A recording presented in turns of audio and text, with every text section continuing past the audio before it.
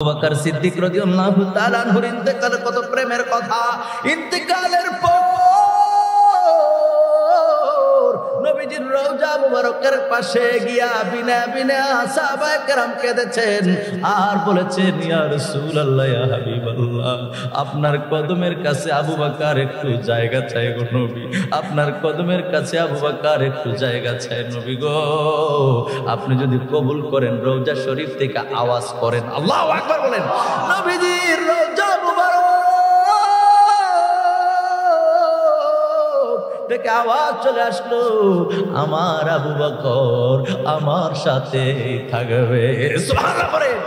নবীর প্রিয় সাহাবী হযরত আবু বকর সিদ্দিকী বলেন, নবীর প্রিয় সাহাবী হযরত আবু বকর সিদ্দিকী ভালোবেসে শুইল পাশে, ভালোবেসে শুইল পাশে, যাইয়া দেখো মদিনা মদিনা মদিনা, আশিক মুমিনের ঠিকানা, বলো মদিনা আশিক মুমিনের ঠিকানা। ওই মদিনা যাব আমরা, ওই মদিনা যাব আমরা, হইয়া নবীর দিওয়ানা, মদিনা মদিনা আশিক মুমিনের ঠিকানা। বুখারী শরীফের প্রথম খণ্ডে 7 নম্বর পৃষ্ঠার মধ্যে হাদিসখানা রয়েছে। মেশকাত শরীফের 127 পৃষ্ঠার মধ্যে হাদিসখানা রয়েছে। আল্লাহর নবী দো জাহানের বাদশা নবী রাহমাতাল লিল আলামিন বলেন, ক্বালা রাসূলুল্লাহ সাল্লাল্লাহু আলাইহি ওয়া আলিহি ওয়াসাল্লাম, লা ইউমিনু আহাদুকুম হাত্তা আকুনা আহাব্বা ইলাইহি মিন ওয়ালিদিহি ওয়া ওয়ালাদিহি ওয়ান নাসি আজমাইন।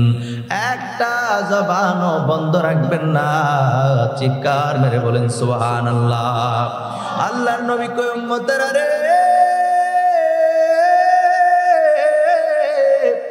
আমার উম্মত শোনো শোনো শোনো, তোমরা ততক্ষণ পর্যন্ত পূর্ণ মুমিন হতে পারবে না, ততক্ষণ পর্যন্ত পরিপূর্ণ ঈমানদার হতে পারবে না, যতক্ষণ না পর্যন্ত আমি তোমাদের পিতামাতার চাইতে, মিওয়ালিদিহি তোমাদের পিতামাতার চাইতে, ওয়া ওয়ালাদিহি তোমাদের সন্তান সন্ততির চাইতে, ওয়ান নাসি আজমাইন গোটা পৃথিবীর সমস্ত মানুষের চাইতে যতক্ষণ না পর্যন্ত আমি নবী তোমাদের কাছে অধিক প্রিয় না হব। জোরে জোরে কোন সুবহানাল্লাহ। তার মানে সকল কিছুর চাইতে নবীজিকে বেশি প্রিয় মনে করতে হবে। যদি নবীজি সব চাইতে প্রিয় না হয়, তাহলে আপনি এখনো পর্যন্ত ঈমানদার হন নাই। রাসূল বলেছেন, কথা বলেন ঠিক কিনা? কেমন প্রিয় হবেন?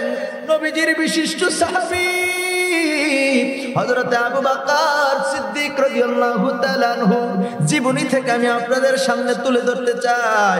ইসলামের প্রথম যুগে হযরত আবু বকর সিদ্দিক রাদিয়াল্লাহু তাআলা আনহু ইসলামের একেবারে প্রথম যুগে যখন ইসলামের কালিমার দাওয়াত দেওয়া শুরু করলেন, নবীজি সর্বপ্রথম ইসলাম ধর্ম গ্রহণ করেন পুরুষের মধ্যে। তিনার নাম কি? জোরে বলেন, তিনার নাম কি? সর্বপ্রথম যিনি ইসলাম ধর্ম গ্রহণ করেন তিনার নাম হলো হযরতে আবু বকর সিদ্দিক রাদিয়াল্লাহু তাআলা আনহু। জোরে জোরে কোন সুবহানাল্লাহ। এ আবু বকর সিদ্দিক রাদিয়াল্লাহু তাআলা আনহু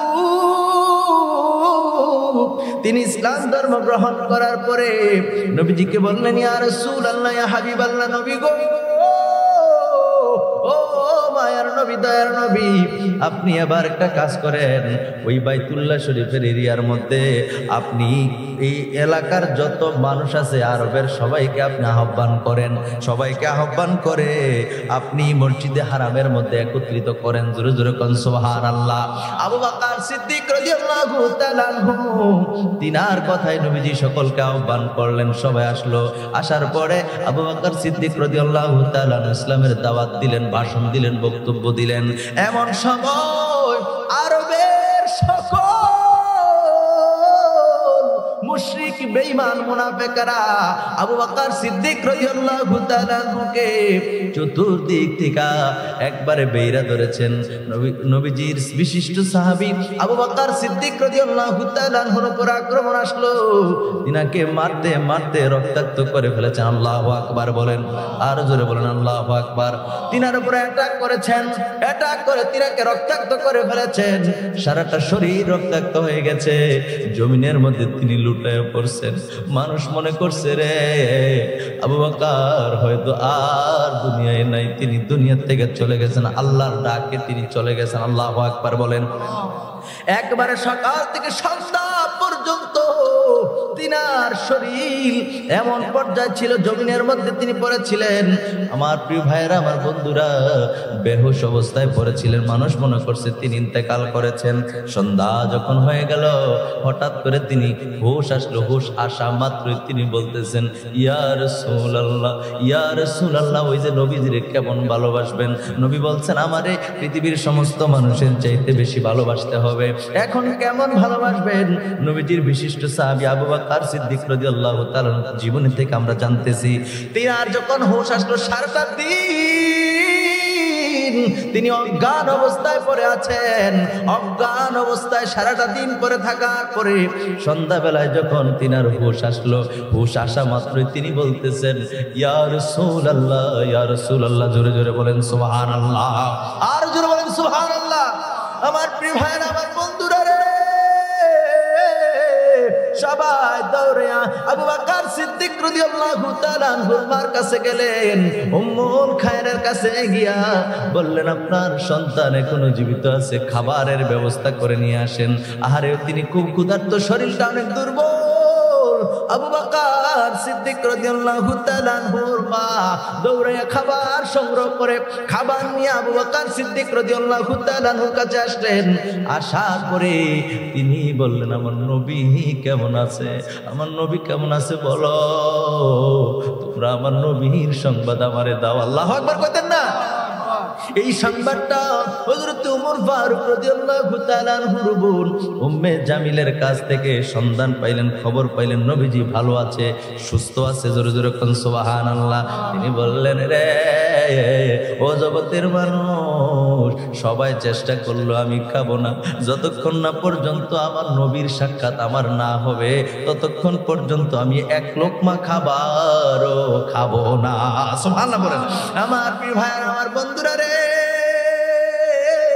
আল্লামা ইমাম জালালউদ্দিন সুয়ুতী রাহমাতুল্লাহি তাআলা আলাইহি তিনার লিখিত কিতাব নাম হলো তারিকুল খুলাফা। তারিকুল খুলাফার মধ্যে এই ঘটনাটা উল্লেখ হয়েছে। আল্লামা জালালউদ্দিন সুয়ুতী যেমন তেমন লোক না। জালালউদ্দিন সুয়ুতী কেমন মাপের আলেম, তিনি 2 লক্ষ হাদিসের হাফেজ ছিল। যেরকম সুবহানাল্লাহ। আরে কোরআনে হাফেজ যারা হয়, আমার দেশে কোরআনে হাফেজ যারা হয়, তাদেরকে মাদ্রাসায় যখন ভর্তি করে দেওয়া হয়, কয়েক মাস যখন চলে যায়, এরপরে দেখা যায় মাদ্রাসা থেকে বাইগা যায়। কথা কোন ঠিক কিনা? জোরে কথা ঠিক কিনা? কোরআন শরীফের আয়াত কয়টা? 6666টা যে আমরা জানি। কথা বলেন ঠিক কিনা? তো 6666, 7000 তো পূর্ণ হয়েছে না। আর জালালউদ্দিন সুয়ুতী 2 লক্ষ হাদিসের হাফেজ। সুবহানাল্লাহ বলেন। 2 লক্ষ হাদিস তিনার সনদ সহকারে মুখস্থ ছিল। এমন মহান ব্যক্তি আল্লামা জালালউদ্দিন সুয়ুতী রাহমাতুল্লাহি তাআলা আলাইহি, তিনি 2 লক্ষ হাদিসের হাফেজই শুধু ছিলেন না, 75 বার আমার নবীজিকে দেখেছেন। এত আস্তে সুবহানাল্লাহ। নবীজির একবার দেখলে জাহান্নাম হারাম। সুবহানাল্লাহ কর না? আরে তিরমিজি শরীফের হাদিস, আল্লাহ রাসূল সাল্লাল্লাহু আলাইহি সাল্লাম বলেন, লা তামাসসুন নারু মুসলিমান রাআনি ওয়া রাআয়া আমার রাআনি। রাসূল সাল্লাল্লাহু আলাইহি সাল্লাম বলেছেন, যে মুসলমান আমাকে একবার দেখবে ঈমানের সাথে, তার জন্য জাহান্নাম হারাম। চিৎকার মেরে বলেন সুবহানাল্লাহ। সেই নবীজিকে একবার 2 বার না, তিনি 75 বার দেখেছেন। জোরে বলেন সুবহানাল্লাহ। এই জন্য এক শায়ের তার গজলের মধ্যে সুন্দর করে বলতেছেন, জালালউদ্দিন সুয়ুতী 75 বার দেখলো নবীজি। বলেন জালালউদ্দিন সুয়ুতী 75 বার। আরে এতবার দেখিয়াও নবী, এতবার দেখিয়াও নবী, তৃপ্তি তাহার হলো না। মদিনা মদিনা আশিক মুমিনের ঠিকানা। বলেন বলেন, মদিনা মদিনা আশিক মুমিনের ঠিকানা। ওই নবী ওই মদিনায় যাব আমরা, ওই মদিনায় যাব আমরা, হইয়া নবীর দিওয়ানা। মদিনা মদিনা আশিক মুমিনের ঠিকানা। আবু বকর সিদ্দিক রাদিয়াল্লাহু তাআলা কথাটা বলতেছিলাম, এই গজলের মধ্যে বলতেছেন, নবীজির এই প্রেমিকের কথাই গজলের মধ্যে বলতেছেন। আরে নবীর প্রিয় সাহাবী হযরত আবু বকর সিদ্দিকী, বলেন নবীর প্রিয় সাহাবী হযরত আবু বকর সিদ্দিকী, ভালোবেসে শুইল পাশে, ভালোবেসে শুইল পাশে, যাইয়া দেখো মদিনা মদিনা মদিনা, আশিক মুমিনের ঠিকানা, বলো মদিনা আশিক মুমিনের ঠিকানা। ওই মদিনা যাব আমরা, ওই মদিনা যাব আমরা, হইয়া নবীর দিওয়ানা, মদিনা মদিনা আশিক মুমিনের ঠিকানা। নবীজির সঙ্গে ওই মক্কা মদিনায় গেছেন, এই জায়গায় কেউ আসেননি? মক্কা মদিনায় গেছেন, আসেননি কেউ? যে গিয়েছেন, আমি গিয়েছি, তাহলে ৫-৭ জন লোক এই জায়গার মধ্যে আছে। মদিনায় যে গিয়েছ দেখতে পেয়েছেন নবীজির সঙ্গে শুয়ে আছেন হযরত আবু বকর সিদ্দিক রাদিয়াল্লাহু তাআলা আনহু, আর পাশে ঘুমায় আছেন হযরত ওমর ফারুক রাদিয়াল্লাহু তাআলা আনহু। জোরে জোরে কোন সুবহানাল্লাহ। এই দুইজন সাথে কি নবীজির সঙ্গে নিয়ে ঘুমায় আছেন, সুবহানাল্লাহ বলেন। আমার প্রিয় ভাইয়েরা, আমার বন্ধুরা, আবু বকর সিদ্দিক রাদিয়াল্লাহু তাআলা আনহুর ইন্তেকালের পরে তিনি বলেছেন, জগতের মানুষেরা রে, আমি সুরখাল থেকে দয়াল নবীজির সঙ্গে আমার বন্ধুত্ব হয়েছে। জোরে জোরে কোন সুবহানাল্লাহ। আরে আল্লাহর নবীর চেয়ে বয়সের দিক দিয়ে আমি বড় হলেও, দুনিয়ার জমিনে আমি আগে আসলেও, নবীর সঙ্গে সবচাইতে আমার বেশি মাখামাখি, আমার বেশি বন্ধুত্ব ছিল।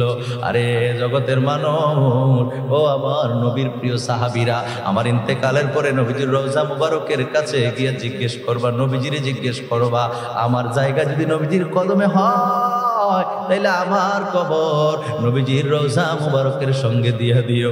আর যদি কোনো উত্তর যদি নবী না দেয়, তাইলে আমারে অন্য জায়গায় কবর দিয়া দিও। জোরে কোন সুবহানাল্লাহ। আবু বকর সিদ্দিক রাদিয়াল্লাহু তাআলা আনহুর ইন্তেকাল কত প্রেমের কথা। ইন্তেকালের পর নবীজির রওজা মুবারকের পাশে গিয়া বিনা বিনা সাহাবায়ে কেরাম কেঁদেছেন আর বলেছেন, ইয়া রাসূলুল্লাহ, ইয়া হাবিবাল্লাহ, আপনার কদমের কাছে আবু বকর একটু জায়গা চাই গো নবী, আপনার কদমের কাছে আবু বকর একটু জায়গা চাই নবী গো। আপনি যদি কবুল করেন, রওজা শরীফ থেকে আওয়াজ করেন, আল্লাহু আকবার বলেন। নবীজির রওজা মুবারক থেকে আওয়াজ চলে আসলো, আমার আবু বকর আমার সাথে থাকবে। সুবহানাল্লাহ পড়ে। আমার প্রিয় ভাইয়ের, আমার বন্ধুরা, আমি আপনাদের সামনে গল্প বলতেছি না। আল্লামা জালালউদ্দিন সুয়ুতী রাহমাতুল্লাহি তাআলা লিখেছেন, এই তারিকুল খোলাফা নামক কিতাবের মধ্যে বর্ণিত হয়েছে। তিনি বলেছেন, তিনি উল্লেখ করেছেন, আবু বকর রাদিয়াল্লাহু তাআলা আনহুকে যখন রক্তাক্ত করা হলো, তিনার যখন হুঁশ আসলো, সারাটা দিন তিনি অজ্ঞান অবস্থায় পড়ে আছেন। মনে আসেনি আপনাদের? এমন সময় আবু বকর তিনার হুঁশ আসার সাথে সাথে তিনি বললেন, ইয়া রাসূলুল্লাহ, ইয়া হাবিবাল্লাহ, আমার নবী কেমন আছে, আমার নবী কেমন আছে? ওমর ফারুক রাদিয়াল্লাহু তাআলা আনহুর বোন উম্মে জামিলের মাধ্যমে জানতে পাইলেন নবীজি সুস্থ আছে। তিনার মা যখন খাবার নিয়ে আসলেন, বললেন, আমি একটি লোকমাও ততক্ষণ পর্যন্ত দেব না যতক্ষণ পর্যন্ত নবীর সঙ্গে আমার সাক্ষাৎ না হবে। জোরে জোরে কোন সুবহানাল্লাহ। তিনার মা বয়স্ক মানুষ। আরে আবু বকর সিদ্দিক রাদিয়াল্লাহু তাআলা এই অসুস্থ শরীরে আস্তে আস্তে কইরা নবীজিকে আরকামার ঘরে নবীজি ছিলেন, তখন আরকামার ঘরে নবীজির সঙ্গে সাক্ষাৎ করাইলেন। জোরে জোরে কোন সুবহানাল্লাহ। আর জোরে বলেন সুবহানাল্লাহ। আমার ভাইয়ের, আমার বন্ধুরা, সে হলো আবু বকর সিদ্দিক রাদিয়াল্লাহু তাআলা আনহু। নবীজিকে কেমন ভালোবেসেছেন, যেখানে রাসূল বলেছেন, লা ইউমিনু আহাদুকুম হাত্তা আকুনা আহাব্বা ইলাইহি মিন ওয়ালিদিহি ওয়া ওয়ালাদিহি ওয়ান নাসি আজমাইন। চিল্লায়ে বলেন সুবহানাল্লাহ। নবীজিকে জানের চাইতেও ভালোবাসতে, বেশি বেশি ভালোবাসতে হবে। ইব্রানী শরীফের হাদিস শরীফের মধ্যে পাওয়া যায়, আল্লাহর নবীজির একখানা হাদিসে মোবারক করা হয়েছে, নবীজি বলেন, লা ইউমিনু আহাদুকুম হাত্তা আকুনা আহাব্বা ইলাইহি মিন নাফসি। জোরে জোরে কোন সুবহানাল্লাহ। ইব্রানী শরীফের হাদিস শরীফের মধ্যে পাইলাম, আমি নিজেই পড়লাম, আমি দেখতে পাইলাম, নবীজি বললেন, পৃথিবীর সমস্ত মানুষের চাইতে আমি নবীরে বেশি ভালোবাসলে হবে না, জানের চাইতেও নবীকে বেশি ভালোবাসতে হবে। আর জোরে বলেন সুবহানাল্লাহ। ভাইরা, আমার বন্ধুরা, আমার এই জানের চাইতে আবু বকর সিদ্দিক রাদিয়াল্লাহু তাআলা আনহু নবীজিকে বেশি ভালোবাসতেন। এই ঘটনাটা উল্লেখ রয়েছে। আবু বকর সিদ্দিক রাদিয়াল্লাহু তাআলা আনহু তিনাকে কোথায় জানেন? তিনি যখন সূর পাহাড়ের মধ্যে আল্লাহর নবী যখন হিজরত করলেন, হিজরত করার সময় আমার প্রিয় ভাইয়ের, আমার বন্ধুরা, হিজরত করার সময় আল্লামা আব্দুল হক মুহাদ্দিস দেহলভী রাহমাতুল্লাহি তাআলা আলাইহির মাদারেজ নবুওয়াত কিতাবের দ্বিতীয় খণ্ডে 103 পৃষ্ঠার মধ্যে উল্লেখ রয়েছে, আল্লাহর নবী যখন হিজরত করবেন, হিজরত করার 6 মাস পূর্বে আবু বকর সিদ্দিক রাদিয়াল্লাহু, আপনারা হয়তো এই ঘটনা জানেন, কিন্তু জানার পর হাদিসের আলোকে বলতেছি, আপনাদের খারাপ লাগতেছে? আল্লাহর নবীর সাহাবী আবু বকর সিদ্দিক রাদিয়াল্লাহু তাআলা আনহু তিনাকে নবীজি 6 মাস আগে বললেন, আবু বকর, কাফেরেরা, বেঈমান মুশরিকেরা, মক্কার কাফেরেরা আমার যেইভাবে জ্বালাতন করতেছে, আমার দ্বীনের দাওয়াত দিতে দিচ্ছে না, একের পর এক আমার উপর আক্রমণ ষড়যন্ত্র করতেছে, আল্লাহর হুকুম আসলে আমি মক্কা ছেড়ে মদিনায় চলে যাব। জবানটা খুলে বলেন না সুবহানাল্লাহ। এই জায়গার মধ্যে থেকেও কিছু কিছু মানুষ শয়তানের পরিচালনায় আছে, কারণ সুবহানাল্লাহ বললে আকাশ থেকে জমিন পর্যন্ত ফাঁকা জায়গাটা সওয়াবে ভরপুর করে দেন যিনি, তিনি কে? জোরে বলেন কে? সেই সুবহানাল্লাহ আপনি বলছেন না, আপনি মুখ বন্ধ করে বসে আছেন। তার মানে শয়তান চায় আপনার জবান বন্ধ থাকুক, আর আল্লাহ চায় বান্দাগুলো সুবহানাল্লাহ, আলহামদুলিল্লাহ, আল্লাহু আকবার পড়ুক। এখন আল্লাহ যেটা চায় সেটা করবেন, নাকি শয়তানের ইচ্ছা পূরণ করবেন? কথা বলেন না কেন? তাহলে মুখ খুলে জবান খুলে পড়েন সুবহানাল্লাহ। জবান খুলে পড়বেন, শয়তান পালায়া যাবে, ঠিক কিনা বলেন? আমার প্রিয় ভাইরা, আমার বন্ধুরা, আবু বকর সিদ্দিক রাদিয়াল্লাহু তাআলা আনহুকে 6 মাস পূর্বে নবীজি বললেন, আবু বকর, তোমার নিয়ে আমি হিজরত করব রে আবু বকর। 6 মাস পর রাতের বেলা নবীজি হিজরত করবেন। 6 মাস পর নবীজি আবু বকর রাদিয়াল্লাহু, আল্লাহর যখন হুকুম আসলেন, আবু বকর রাদিয়াল্লাহু তাআলা আনহুর ঘরের মধ্যে গিয়ে আস্তে করে টোকা দিছে। সুবহানাল্লাহ কইতেন না? আস্তে করে দরজার মধ্যে টোকা দিয়া কই, ইয়া আবু বকরিন, হে আবু বকর। নবীজি আস্তে করে ফিসফিসে ডাক দিছে, আবু বকর, আবু বকর রে। আস্তে করে নবীজি ডাক দিলেন। ডাক দিতে দেরি আবু বকর সিদ্দিক রাদিয়াল্লাহু তাআলা বললেন, লাব্বাইক ইয়া রাসূলুল্লাহ। সুবহানাল্লাহ বলেন। আল্লাহর নবী ডাক দেয়, আবু বকর রে, ও আবু বকর, আগে বলো 6 মাস পূর্বে আমি তোমারে বলেছিলাম তোমারে নিয়ে আমি হিজরত করবো রে আবু বকর। এই 6 মাস পরে আস্তে করে তোমারে রাতের বেলা ডাক দিলাম, ডাক দিতে দেরি তুমি কেমন করে সাড়া দিলা রে আবু বকর? আল্লাহর নবী যখন প্রশ্ন করলেন, আবু বকর সিদ্দিক রাদিয়াল্লাহু তাআলা বলেন, নবী গো, ও মায়ার নবী, দয়ার নবী, যেদিন থেকে আপনি বলছেন আমার নিয়ে হিজরত করবেন, সেদিন থেকে আমি আবু বকর একদিনের জন্য রাতের বেলায় বিছানায় পিঠ লাগাই না। সুবহানাল্লাহ বলেন। আমি পিঠ লাগাইছি দরজায়, দরজার মধ্যে পিঠ লাগাই আমি দাঁড়াই রয়েছি। নবীজি যদি আস্তে করে টোকা দেবে, টোকা যেন দরজায় না পড়ে আমার পিঠে পড়ে। যেরকম সুবহানাল্লাহ। আল্লাহর নবী তো আবু বকর রে,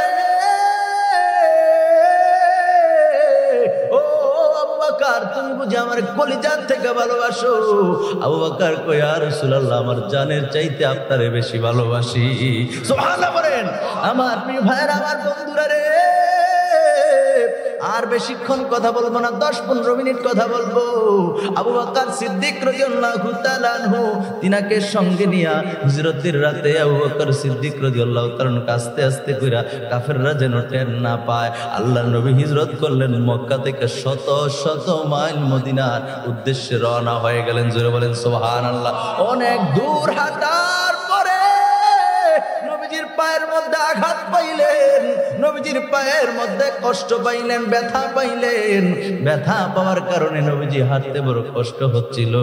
আরে কত প্রেমের কথা, সারাটা রাত্র দুইজনে হাঁটলো, কেউ কষ্ট কম করে নাই।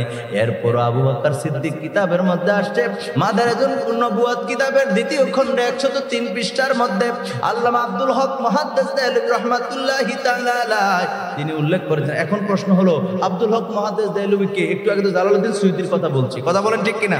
আপনি তখন মানুষকে মূল্যায়ন করবেন যখন তার মর্যাদার কথা জানবেন, কথা বলেন ঠিক কিনা? আপনার যদি এই এলাকার একটা মানুষ এসে আসতে করে কয় ভাই চলো রাত্র 12টা বাজে তোমার একটু দোকানে যাবো, আপনি যাবেন? যার তার সঙ্গে যাবেন?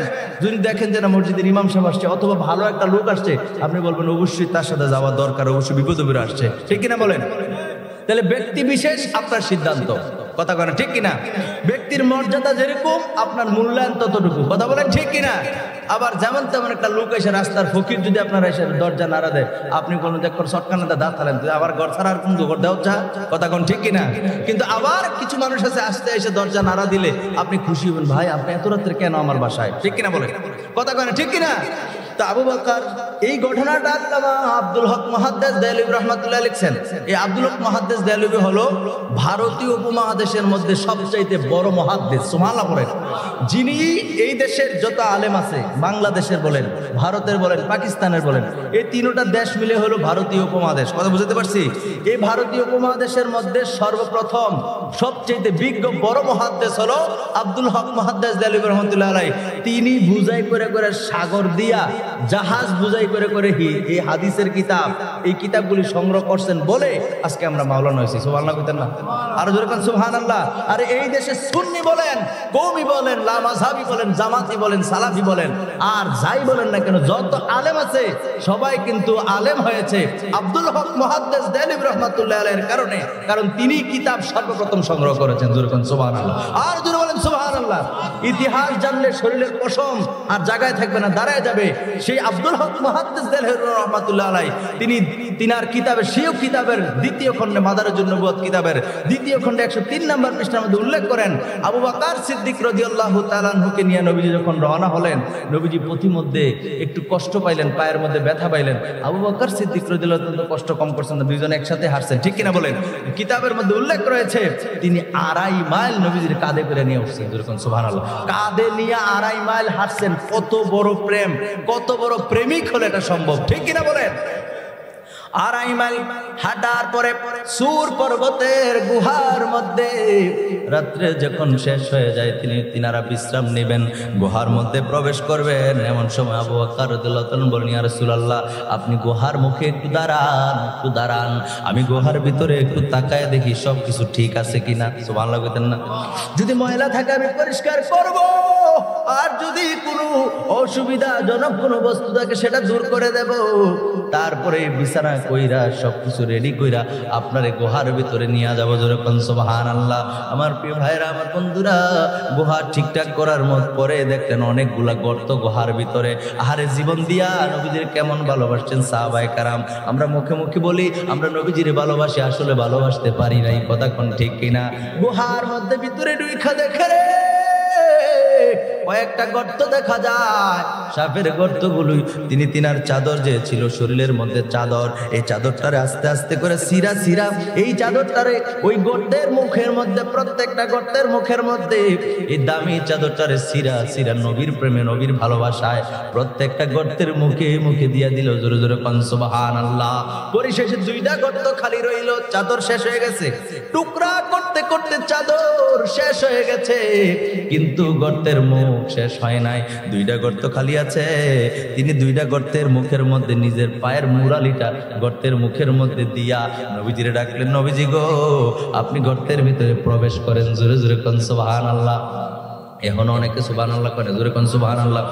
নবীজিকে ডাকলেন, নবী গো, ও মায়ার নবী, দয়ার নবী, আপনি গর্তের ভিতরে প্রবেশ করেন, গর্তের ভিতরে, গুহার ভিতরে প্রবেশ করেন। গুহার ভিতরে প্রবেশ করার পরে আল্লাহর নবীজি এত ক্লান্ত হয়ে গেছেন, নবীজি আবু বকর সিদ্দিক রাদিয়াল্লাহু তাআলা আনহুর রান মুবারকের রানের মধ্যে নবীজি মাথা মুবারক রাইখা সাথে সাথে নবীজি বিশ্রাম নিলেন, একটু ঘুমায় গেলেন, জোরে জোরে কোন সুবহানাল্লাহ। এদিক দিয়ে গর্তের ভিতরে কোন দিক দিয়ে ওই বিষাক্ত সাপ যখন বের হওয়ার সুযোগ পায় না, রাস্তা পায় না, সর্বশেষ আবু বকর সিদ্দিক রাদিয়াল্লাহু তাআলা পায়ের গোড়ালির মধ্যে সবল মেরা দিলেন, জোরে জোরে কোন আল্লাহু আকবার। আর জোরে বলেন আল্লাহু আকবার। আরে মুসলমান, মুসলমান, আপনি আমি যদি মশার কামড় খাই, মশা যদি ইনজেকশন বসাই দেয়, আপনি লাভ দিয়ে উড়ি, আমি লাভ দিয়ে উড়ি, কথা বলেন ঠিক কিনা? আর আবু বকর সিদ্দিক নবীর কেমন ভালোবাসছে রে নবীর উম্মতেরা। আবু বকর সিদ্দিক রাদিয়াল্লাহু তাআলা আনহুকে বিষাক্ত সাপ দংশন করেছেন, সুবল দিয়েছেন। আরে তারপর আবু বকর রাদিয়াল্লাহু তাআলা উমাগো কয়ে চিল্লান দিল না, ব্যথা পাই কয়ে চিল্লান দিল না, একটা শব্দ করলো না। কারণ হলো আবু বকর সিদ্দিক রাদিয়াল্লাহু তাআলা এই গভীর রজনীতে আমি কি ওয়াজ করব? নবীজি আবু বকর সিদ্দিক রাদিয়াল্লাহু তাআলা কোল মুবারকের মধ্যে ঘুমায় আছে, আমি কেমন করে ডাকবো? আবু বকর রাদিয়াল্লাহু তাআলা ভাবতে লাগলেন, দুজানের বাদশা নবী, নবুয়তের নবী, যিনি সমস্ত নবীদের নবী, এমন মহান মর্যাদাময় নবীর আমি কেমন করে ডাকবো? নবীর ঘুমের বড় দাম, এদিক দিয়ে নিজের জীবন চলে যায়, জীবন যায় যাক, কিন্তু আমি আবু বকর নবীরে ডাক দিতে পারি না। সুবহানাল্লাহ বলেন।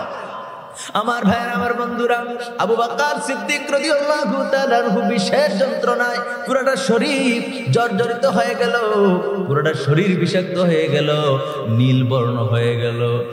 মনের অজান্তে যন্ত্রণা সহ্য করতেছেন, মনের অজান্তে চোখের পানি গাল বেয়ে বেয়ে যখন জমিনের দিকে পড়লো, এই চোখের পানি আর জমিনে পড়লো না, নবীজির চেহারা মুবারকের মধ্যে পড়ে গেল। জোরে জোরে কোন সুবহানাল্লাহ। আমার ভাইয়ের, আমার বন্ধুরা রে, এই চোখের পানি যখন নবীজির চেহারা মুবারকের মধ্যে পড়লো, আমার নবী কেমন জ্ঞানের জ্ঞানী, আমার নবী কেমন জ্ঞানের জ্ঞানী। আজকে নবীজিরে নিরক্ষর বইলা গালি দাও, আজকে নবীজিরে বিভিন্ন রকমের কটূক্তি করো নবীজিরে নিয়া। এই মূর্খের দল, তোমার নবী সম্পর্কে তোমার এত বাজে মন্তব্য যদি থাকে, তাহলে বেঈমান মুনাফিক মুশরিকেরা তো হাসাহাসি করবো, ঠিক কিনা বলেন? বেঈমান মুনাফিক মুশরিকেরা তো বেশি করে বলার সাহস পাবে, ঠিক কিনা বলেন? আল্লাহর নবী কেমন জ্ঞানের জ্ঞানী, ওই চক্ষু মুবারক নবীজির বন্ধ। এমন অবস্থায় চিন্তা করলো, আর পানির ফোঁটা কই থেকে আসলো? যদি উপর থেকে আসতো তাহলে তো ঠান্ডা হবে। এটা কি হবে? গাছের পানি কিংবা আকাশের পানি হলে সেটা ঠান্ডা হবে, কিন্তু পানিটা একটু গরম গরম লাগে। নবীজি চক্ষু মুবারক খুইলা দেখে রে, আবু বকরের সারাটা শরীর নির্বর্ণ হয়ে গেছে। আবু বকর বিনা বিনা কান্দে, তারপর নবীরে ডাকে না। সুবহানাল্লাহ বলেন। আল্লাহর নবী ডাক দিলেন, আবু বকর, আবু বকর রে, ও আবু বকর, তোমার কি হয়েছে রে আবু বকর? আবু বকর ডাক দেয়া কয়, নবী গো, মায়ার নবী, দয়ার নবী, আমারে সাপ সুবল মেরেছে, কিন্তু আপনি নবী আমার রানের মধ্যে ঘুমায় আছেন, আমি কেমন করে আপনারে ডাকবো? আপনারে ডাকার মতো সাহস আমার হয় না নবী গো, ও মায়ার নবী, ও দয়ার নবীজি গো, আপনারে ডাক দেওয়ার মতো সাহস আমার নাই। আপনি তো নবুয়তের নবী, দুজানের বাদশা নবী, সমস্ত নবীদের নবী, আপনাকে আমি ডাকতে পারি না। এজন্য আমি সিদ্ধান্ত নিলাম আমার জীবন চলে যায় যাক, তারপরও আপনি নবীজির ঘুম আমি আবু বকর ভাঙবো না। সুবহানাল্লাহ বলেন, আর জোরে বলেন সুবহানাল্লাহ। আমার ভাইয়ের, আমার বন্ধুরা, আল্লাহর নবীর সাথে সাথে নবীজির থুতো মুবারক ওই জায়গার মধ্যে বিষাক্ত, যেই জায়গার মধ্যে সাপ সুবল মেরেছে, ওই জায়গার মধ্যে সাথে সাথে নবীজির থুতো মুবারক লাগাই দিতে দেরি রে মুসলমান, সাথে সাথে বিষ দুর্বৃত হইতে দেরি হলো না। আর জোরে বলেন সুবহানাল্লাহ। নবীজির থুতো মুবারকের দাম আছে না নাই? আর আওয়াজ করে বলেন আছে না নাই? আজকের দিনে নবীজির নিয়ে কটূক্তি করো, এ মুসলিম মুসলমান, এ মৌলবী মুফতি মুহাদ্দিসেরা, নবীজির থুতু মুবারকের কত দাম। সাহাবায়ে কেরাম পর্যন্ত নবীজির থুতু মুবারকের মধ্যে জন্য পাগল পারা ছিলেন।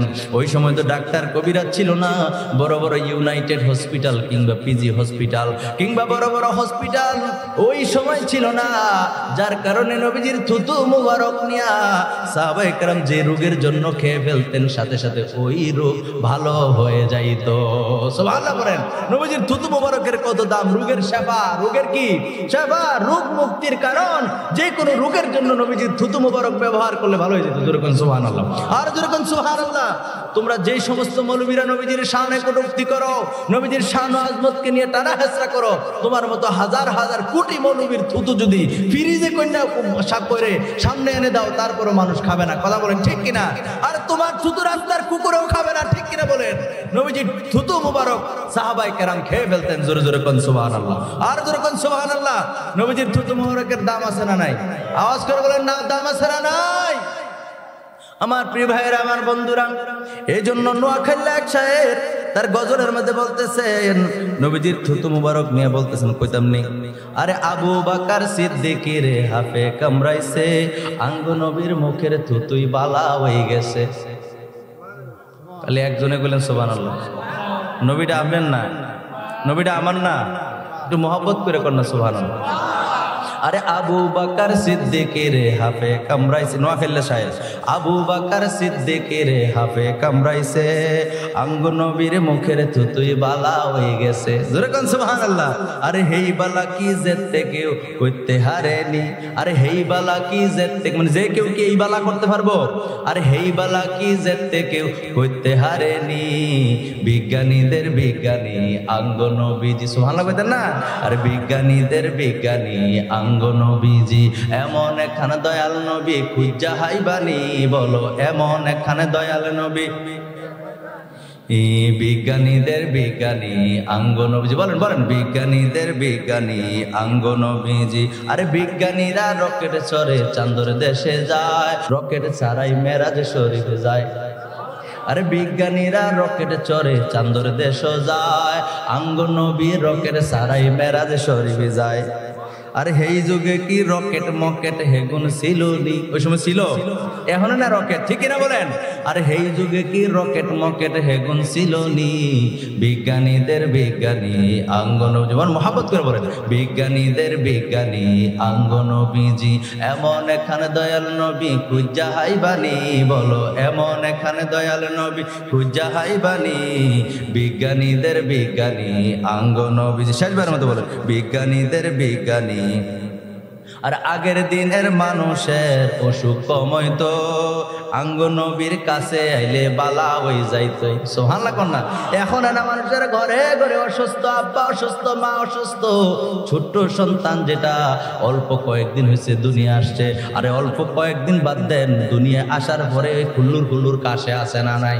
কথা কয় না, আছে না নাই? ঘরে ঘরে অসুস্থ, কিন্তু ওই সময় কিন্তু এত অসুস্থ ছিল না, যার যে সমস্যা নবীর কদমে আসলে ভালো হয়ে যাইত। সুবহানাল্লাহ বলেন। এই জন্য নোয়াখালী শায়ের বলতেছে, আরে আগের দিনের মানুষের অসুখ কমইতো, আঙ্গ নবীর কাছে আইলে বালা হয়ে যাইত। সুবহানাল্লাহ কোন? আরে হেই যুগে কি ডাক্তার বৈদ্য হেগুন ছিল নি, আরে হেই যুগে কি ডাক্তার বৈদ্য হেগুন ছিল নি, বিজ্ঞানীদের বিজ্ঞানী আঙ্গ। শেষবারের মতো বলেন, বিজ্ঞানীদের বিজ্ঞানী আঙ্গ নবীজি। আরে এমন একখানে দয়াল নবী খুঁজা হাইবানি, বলো এমন একখানে দয়াল নবী, বিজ্ঞানীদের বিজ্ঞানী আঙ্গ নবীজি। বলেন, বিজ্ঞানীদের বিজ্ঞানী আঙ্গ নবীজি। একটা জবানও বন্ধ রাখবেন না, চিৎকার মেরে বলেন সুবহানাল্লাহ। আমরা যদি জিজ্ঞেস করি, আপনারা যদি জিজ্ঞেস করি আপনি নবীজিকে ভালোবাসেন কিনা, আপনি বলবেন হ্যাঁ। যদি জিজ্ঞেস করি সাহাবীরা নবীজিকে ভালোবাসতো কিনা, আমরা বলবো হ্যাঁ বাসতো।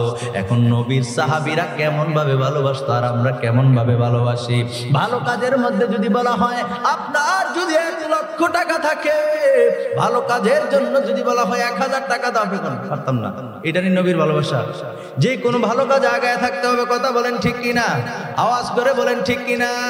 যে কোনো ভালো কাজ টাকার ক্ষেত্রে নয়, নবীজি যে কথাগুলি বলেছেন এর দিকে একটু পদক্ষেপ আগেই দিতে হবে, অগ্রসর একটু বেশি হতে হবে। কথা কোন ঠিক কিনা? জোরে বলেন ঠিক কিনা? নবীর আদর্শ মোতাবেক নিজের জীবনকে গঠন করতে হবে, ঠিক কিনা বলেন?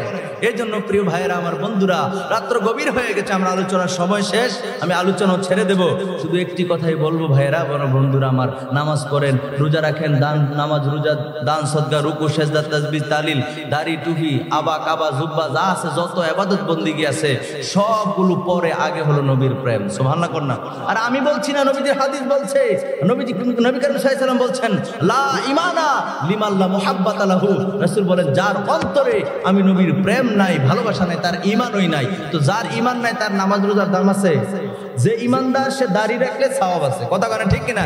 যে ইমানদার সে বিসমিল্লাহ কয়ে ঘর থেকে বের হইয়া যতগুলো কদম দিবে, ব্যবসার কাজে যাক, ঘর থেকে স্কুল কলেজ ইউনিভার্সিটি যেতে যাক, কিংবা কোন একটা কাজে বের হয়েছে, প্রত্যেকটা কদমে কদমে সওয়াব দিবেন কে? ঈমান না থাকলে দিবনি, কথা কেন? ঈমান না থাকলে দিবনি। তাহলে ঈমান আছে, সব কিছুর দাম আছে। এই জন্য সব কিছুর আগে হলো নবীর মুহাব্বত। রাসূল বলেছেন, নবীর মুহাব্বতটাই হলো ঈমান। জোরে বলেন সুবহানাল্লাহ, আর জোরে বলেন সুবহানাল্লাহ। এই জন্য নবীর প্রেম ভালোবাসা নিয়ে আমরা থাকতে চাই কি চাই না? আওয়াজ করবেন, থাকতে চাই কি চাই না? নবীকে কারা কারা ভালোবাসতে চায় হাত তোলেন। নারে তাকবীর, নারে রিসালাত, নারে গাউসিয়া, আজমতে মুস্তাফা। হাত নামান। আল্লাহ আমাদেরকে নবী প্রেমিক হিসেবে কবুল করুক। আমরা সকলে পড়ি আমিন, আর জোরে পড়ি আমিন। ভাইরা আমার, বন্ধুরা আমার, কথা আর বেশি দীর্ঘায়িত করবেন, একটু দূরে শরীফ পড়ি।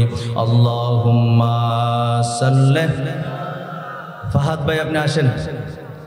মাওলানা মুহাম্মদ ওয়া আলা আলি সাইয়্যিদিনা মাওলানা। জোরে জোরে আল্লাহুম্মা সাল্লি আলা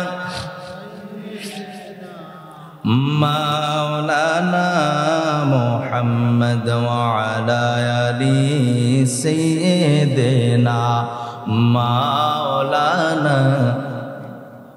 আমরা সকলে পড়ি আলহামদুলিল্লাহ, আর জোরে পড়ি আলহামদুলিল্লাহ।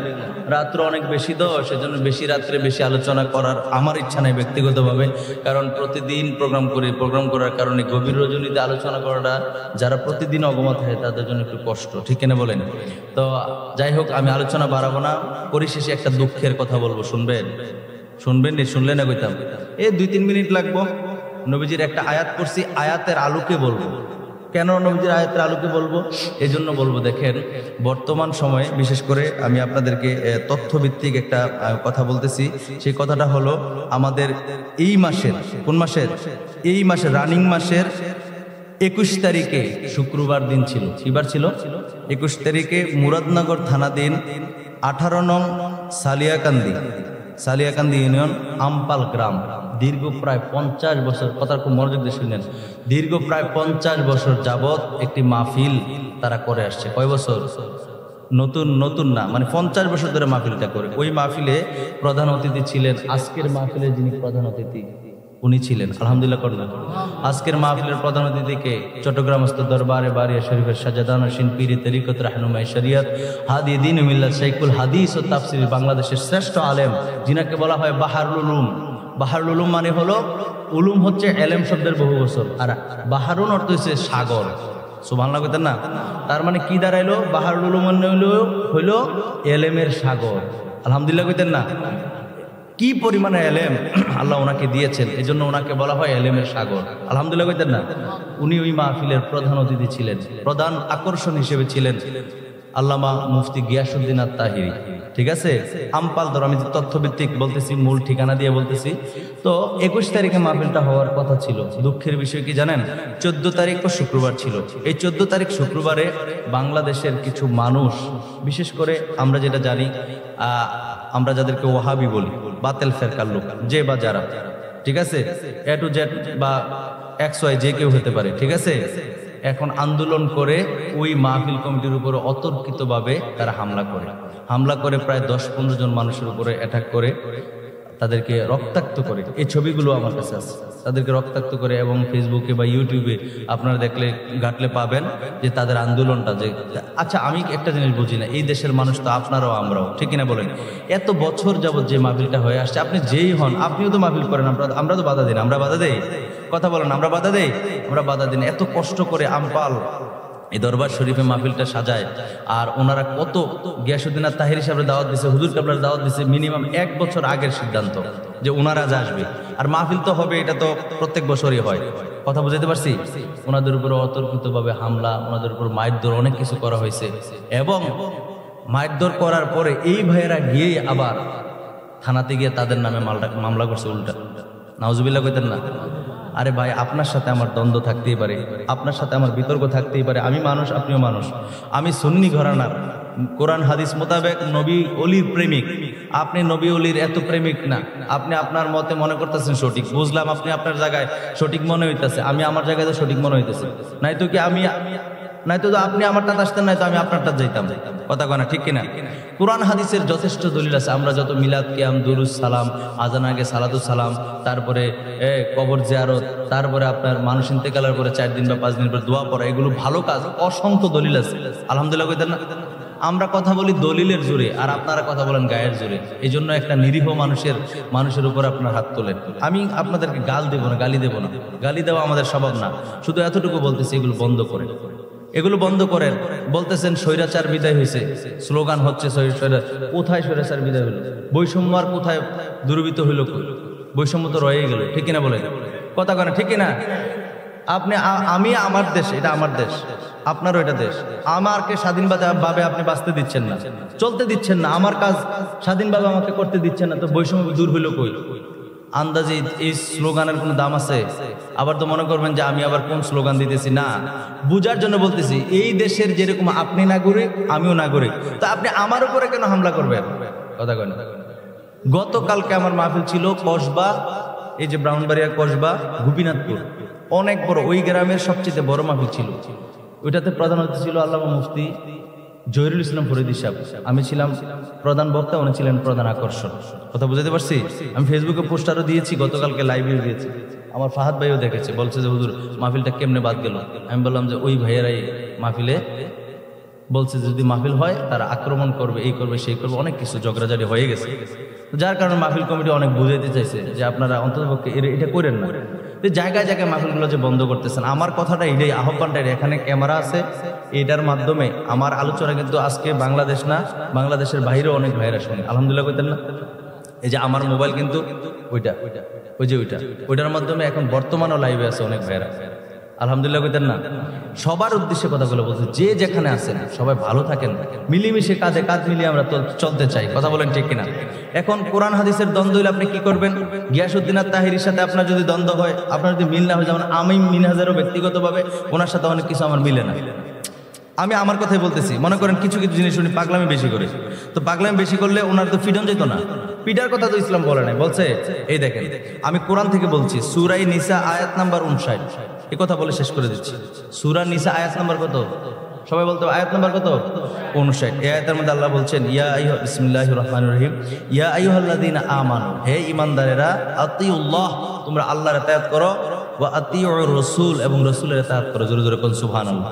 এরপরে এই আয়াতে বলছেন, ওয়া উলিল আমরি মিনকুম, ওই সমস্ত নেতাদেরকে অনুসরণ করো যারা ইলমে, এটার ব্যাখ্যা সহ বলছি, যে যাদের কাছে ইলমে জাহের এবং ইলমে বাতিনের জ্ঞান আছে, কোরআন হাদিসের যারা জ্ঞানী, শরীয়তের যারা পণ্ডিত, তাদেরকে তোমরা মান্য করো। সুবহানাল্লাহ কইতেন না?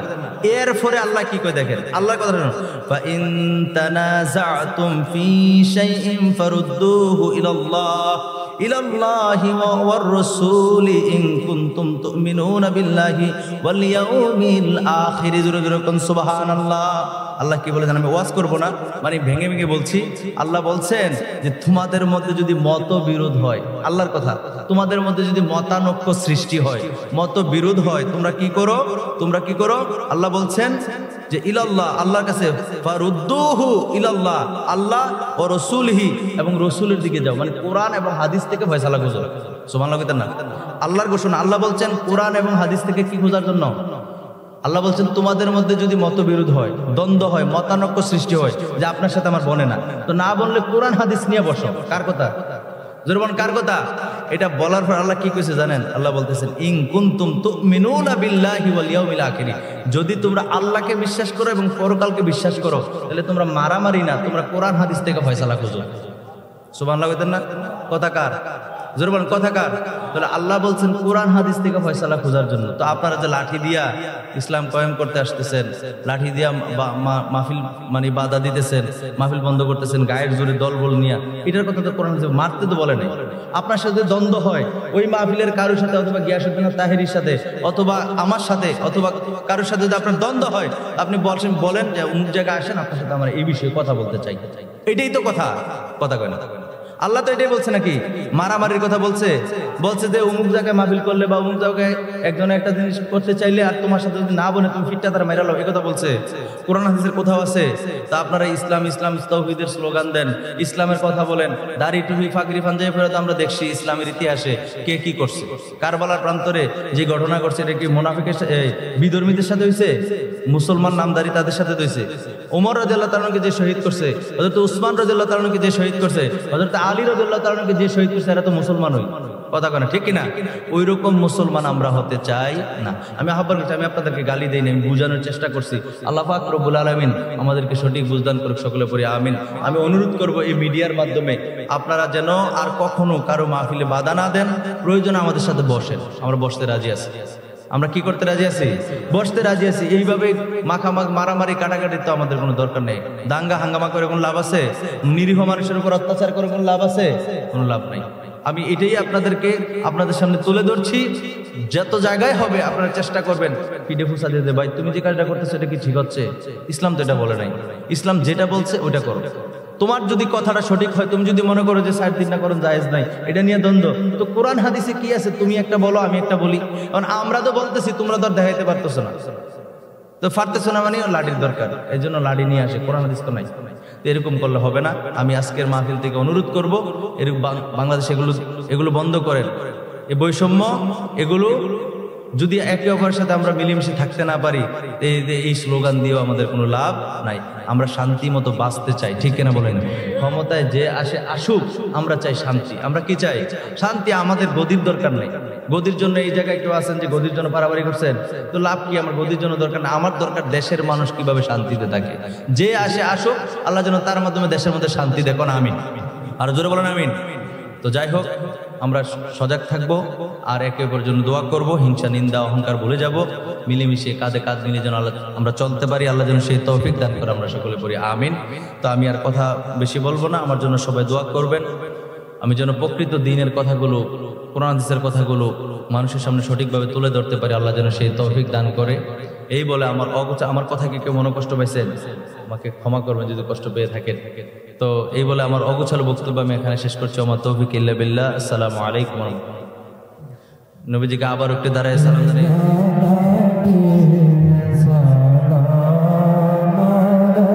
বেলা দেখনা চাহিয়া পাগল মনরে ডুবলো বেলা দেখনা চাহিয়া। আল্লাহ আল্লাহ আল্লাহ আল্লাহ আল্লাহ আল্লাহ আল্লাহ। মরণের ডাকাশিলে, মরণের ডাকাশিলে যাইবা তুমি কি লইয়া। ডুবলো বেলা দেখনা চাহিয়া। আল্লাহ আল্লাহ আল্লাহ আল্লাহ। সোনার জীবন হেলায় হেলায় শেষ করিতে চলিলা।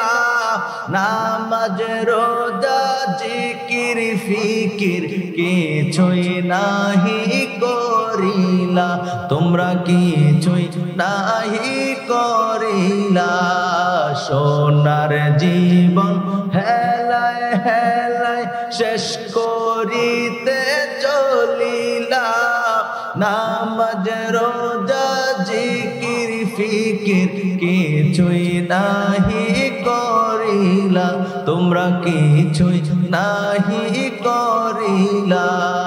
রং তামাশায় দিন কাটাইলা, রং তামাশায় দিন কাটাইলা।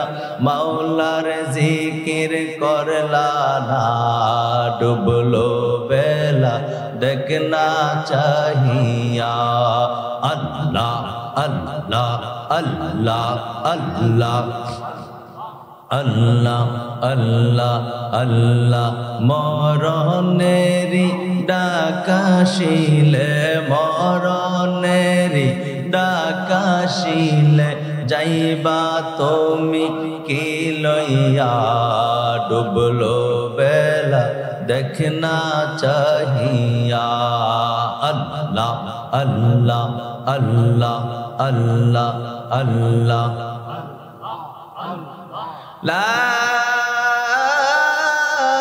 इलाहा इल्लल्लाह मुहम्मदुर रसूलुल्लाह सल्लल्लाहु अलैहि वसल्लम पढ़ें अल्लाह अल्लाह अल्लाह इल्लल्लाहु अल्लाह अल्लाह अल्लाह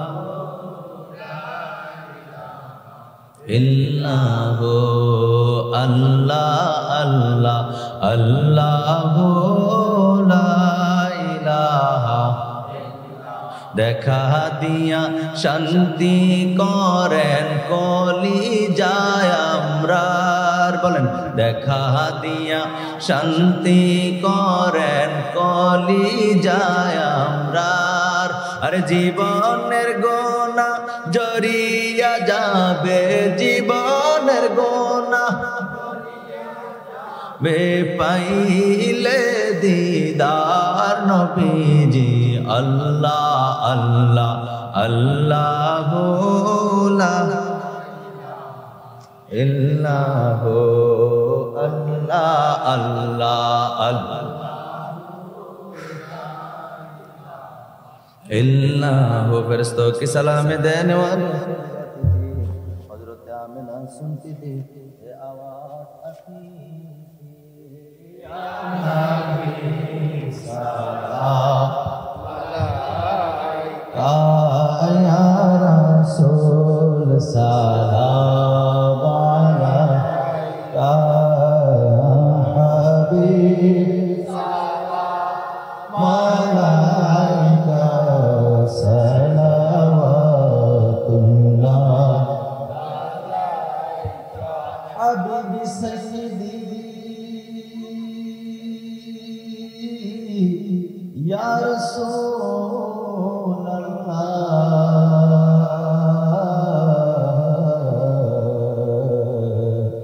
या हबीब अल्लाह ओ गो मायार नबीजी আমার মরণে পাশে থাকিয়েন কবরে কাছে আসিয়েন হাসরে শাফাত করিয়েন হাউজে কাউসার পিলায়েন ইয়া নবী সালাম আলাইকা ইয়া রাসূল সালাম আলাইকা ইয়া হাবিব সালাম